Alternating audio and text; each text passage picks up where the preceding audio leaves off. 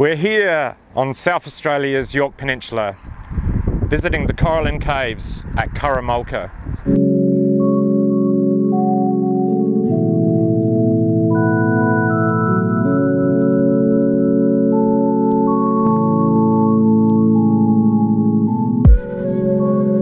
We are here to film the area where the thylacine fossils were found, a species described by Adam Yates, published in 2015 and examined by Neville Pledge in 1992, who remarked on the possibility of a new species.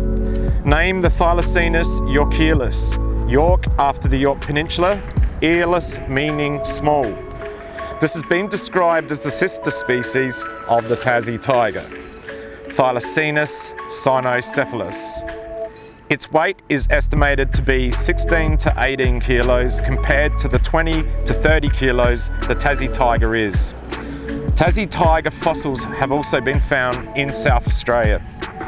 In the past 100 years, sightings of striped dog-like animals persist all over the Yorke Peninsula. Join us as we take you on our journey. Thylacine sightings on the Yorke Peninsula.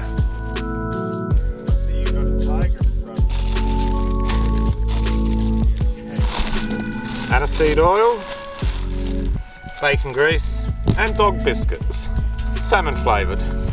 So we will give those three a go. Yeah, it could be a bird or a dog, but then we've got fox there. Oh yeah, that's pretty fresh too. Over the top of this rise, about 100 metres in, is where they camped. Right. And then from that spot is where Cam looked over to this ridge and saw what he thought was two campers. Right. One wearing a ginger coat, the other one wearing a grey coat. Okay. And the sun was slowly going down. They were making noise in their campsite. They were hooning around in their motorbikes. And then the next morning, Cameron said, look, to his two mates, I'm going to go over and just apologise to the campers. We've made a bit of a racket through the night. So he's come over into the spot just up the top here, and he's gone through the thick vegetation and he's trying to find the area where the campers were that he saw. And he's come to it and it's just a big sand patch area, and he's noticed that there's no sign of campers being there. There's no shoe marks, there's no foot marks, there's no tent, where they've been camping or nothing. And as he's walking around the edge of the sand clearing, he's heard something behind him. He swung around and had a thylacine walk right in front of him, from right to left. In the morning, that next morning, and he's seen the stripes, long thin tail, big buffy head. A bit more, and then we came up. So you saw it again over this way somewhere? Just up there, but Okay. Yep, okay. When he saw it, it didn't even look up at him. It just walked straight past him, didn't make a noise. There was nothing. It was just, it's walked straight past him. He's the one that's going boom, boom, his heart's racing. And so he's gone back to the campsite, told his mates about it. They've just laughingly said, oh yeah, whatever, sure. And then it was that evening that his friend Christopher said, come on, let's go with the torch, look for this animal you're talking about. And Christopher was in front of Cameron, got around the bush, and then come running back towards Cameron saying, let's get out of here. I've just seen what you saw. We're not staying another night. And they went home. They went to Wallaroo, to Cameron's mum's house. They've looked up the whatever animal that could have been, because they couldn't identify it. They've looked it up on Google and they've seen the thylacine and they've said that's it.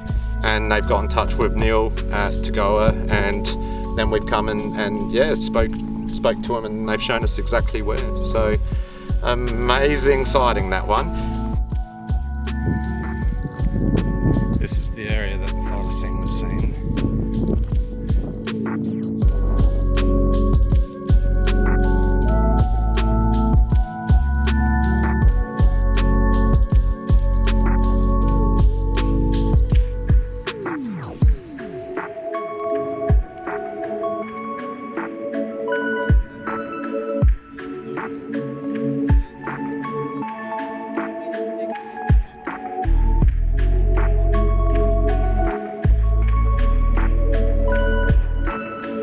Yeah, they're adults. You've seen a pair of adults.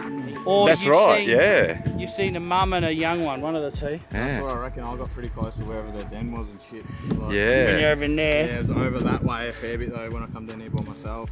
Well, Yeah. when we walked in from over there, Yeah. because that's where the dog leg is in the road out through there, right? Big open bit there. Yeah. Yeah. So we walked in from there. We weren't here. We were over the other side of that other yeah. high point.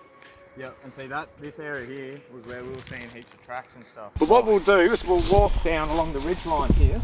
I'll show you where exactly they saw it. It's a perfect location to be because they've got this plain here. Yep. So from a height they can observe what prey they're after and then come into the plains here and hunt. Yep.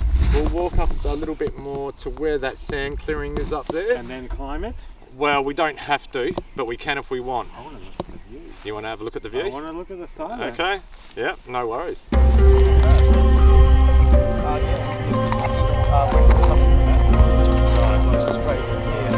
Where we are right now is behind the area where Cameron saw the thylacine, only meters away from him. I'll probably get a few false triggers around here, but I'm just going to set up the cameras. I'm going to set the 2 cameras up down the bottom here. Around that track. Yeah, one over there, that track's definite. Yeah. It does, yeah. It's coming up and down there.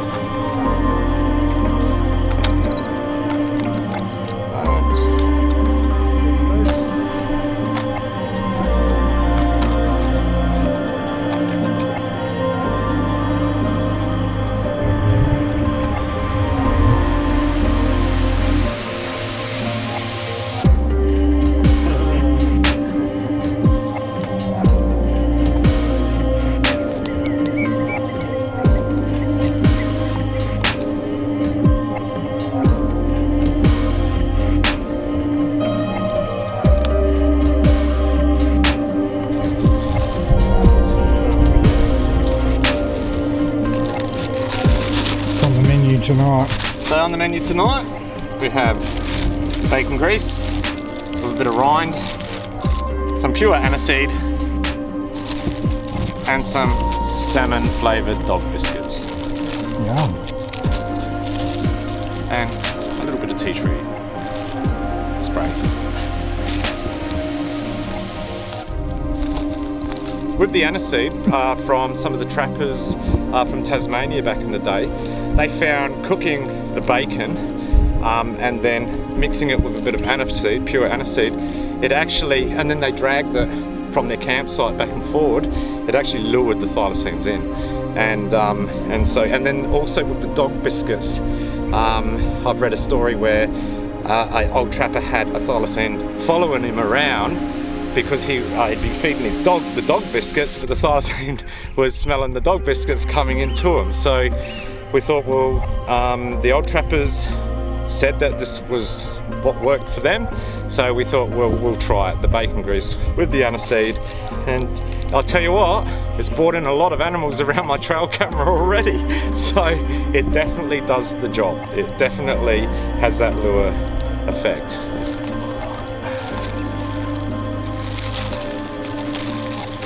Because it's only for 2 nights, I would think that should be alright. I mean, we might get a fox that might come in, and if he smells the cameras, he might knock them over or knock it out of its direction, but they will stay where they are. Usually I'll have them a lot more secure than that, especially if they're going to be here for a long period of time. But I'm happy with that for now. We've got a nice little trail coming down. We know this is the spot where Cam saw it, just there. And yeah, and it was at this time of year in 2017. So I have wanted to come back here at this time of year, really feeling, like sensing that these animals will use these areas at this time of year. So whether it's hiding their joeys in there, raising their joeys in there, or just surviving, I mean, you know, that's yet to be determined, but no lack of trying. Well done.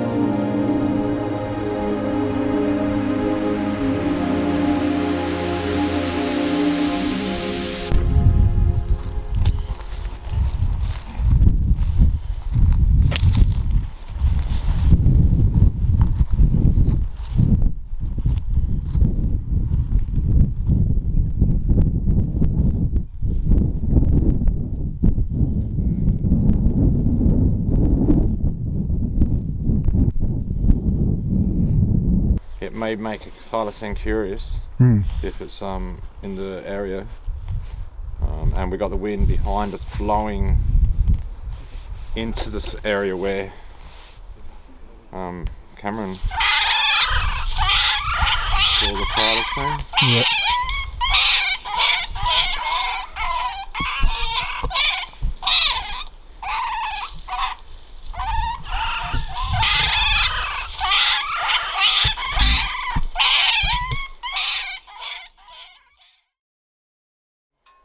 How did it feel yesterday standing with Mark where there's been a solid sighting of a thylacine? Oh, that was amazing, because you know, you drive past these places and you think, yeah, nah, nothing could live in there. And when you're standing in it and you know that somebody's seen one, you say there's actually a lot of hiding places, a lot of prey items, a lot of dens.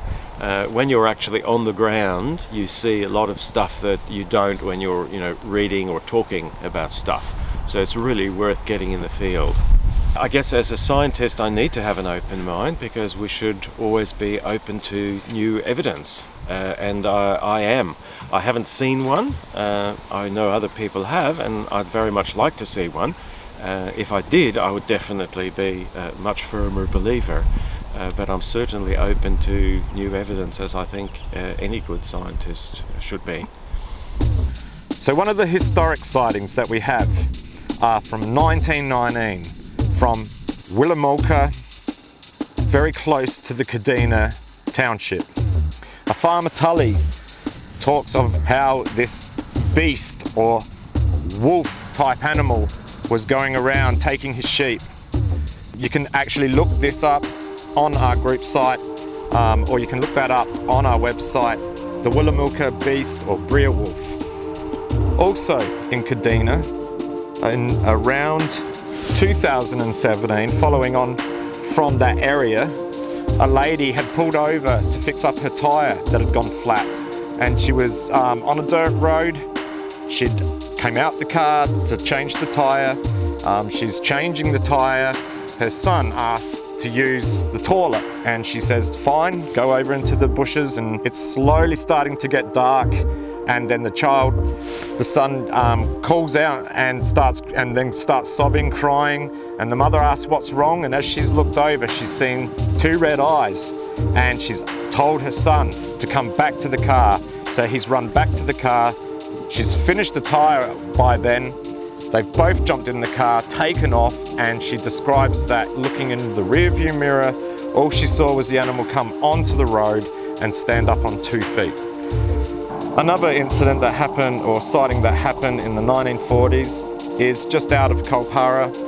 A lady from Tasmania had just married a local man from Kadina area, and they were on their way to their new house, and they've just come past and out of Kalpara, and they're heading down the hill, and the lady from Tasmania identifies an animal that's just shot across the road, as all she can describe it as was a Tasmanian tiger, knowing them so well from where she came from. So that you can understand the way the peninsula is, there is a lot of clearing and farmland. There's a lot of grain and wheat and all that that's being grown in the northern parts. More down south there might be more stock, and it is missing a lot of its woodlands now. But fortunately, there are a lot of sand patchy areas in the middle of the peninsula which holds saltbush, which holds a lot of different type of vegetation. And then there's corridors of flora and thick vegetation that run along sides of the roads. Some farmers have kept some areas on their land for native wildlife. So what we've found is that the mangroves on the eastern side of the Yorke Peninsula hold a key in those conservation park areas and in those thick, untouched areas. And on the western side of the Yorke Peninsula here, we have the coastal vegetation, and we have those large sand dunes and areas that run for miles and miles and miles. So we have a sighting from Melissa Smith to the Thylacine Awareness Group of Australia. Thylacine sighting without a doubt. My girlfriend was driving us my partner and myself, back into Moonta one evening about 1 year ago at about 8:30 p.m. when this creature, which at first glance we thought was a kangaroo, then as we got closer thought was half kangaroo, half fox. It just sat there in the middle of the road and did not move at all as we drove past it. We had slowed down on a 100-kilometre road to about 60 kilometres an hour, and we were just staring at it, trying to work out what it was. It just stared back at us as we passed by. The three of us discussed what it could be. Then I found a video of the thylacine on the net, and we all knew 100% that was what we seen. We have seen it about 2 months later in close to the town around this area. Just wanted to share, as they are not extinct, they are definitely still alive. The one we seen was very healthy looking, good size, and didn't look distressed in any way. No worries. So we're here at a spot not too far from a local town here on the Yorke Peninsula. And as you can hear, there's a main road behind us, but that hasn't stopped what a lady explained to me was a thylacine that ran straight across the road into this thickness and gone. She said that she saw the animals, it's come from the right to the left, it's ended up going down on the ground and then pretty well scooting across the road. She said it was an unusual way that it actually moved, but she said that the stripes were very evident. She could see the black stripes running down the rump of the animal with the long thin tail, the big wolf buffy head, but very low to the ground animal. So you know, it's not like it's up here like a German Shepherd or anything. This animal was very low to the ground, possibly a juvenile, possibly, you know, an adult. We really don't know, but the length of it was, she said it was quite long with the tail, so she wasn't too sure on the length. She guessed at around about 5 foot, but you know, we really don't know. But she said a very healthy animal. The muscle tone was there, you could see, and it was just, you know, again, it was the second time she's seen it in 2 weeks, whether it was the same animal or not, but she said it was very clear and obvious as to what she was looking at. So we're quite excited to know that in this location, about 4 or 5 years ago, there was an influx of sightings, and we've had a slow amount of sightings come through since then, but they're still being seen in these areas.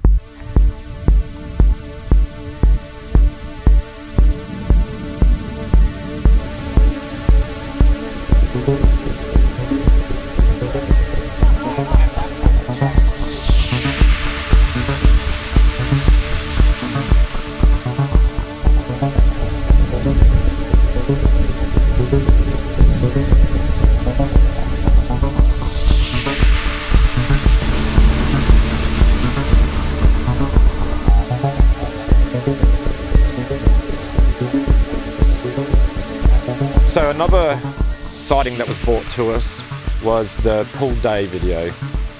I have played that and screenshotted that video hundreds of times and looked at each shot, and I can see rat features in that, I can see a long tail feature in that, I can see the shape of a thylacine in that. Great footage. We've had a professor scientist tell us that it's not a fox. Looking at the footage, it is not a dog with a limp, because when you pay really close attention to it, it is hopping off of one leg and then it chooses the other side and hops off the rear leg. So its front legs are moving along quite fine, just like a normal dog-like animal, but those back legs, the rear legs, are hopping off of each one alternate. It's clearly there. It's just a matter of spending the time and really looking at it in detail.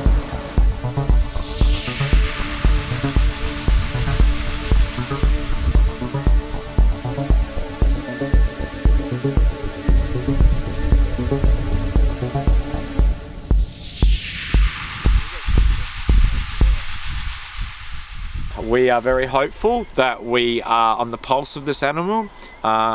we are trying our hardest to help this animal in any way we can. And yeah, so thank you for your support, and we'll continue our research and our search for the mainland thylacine.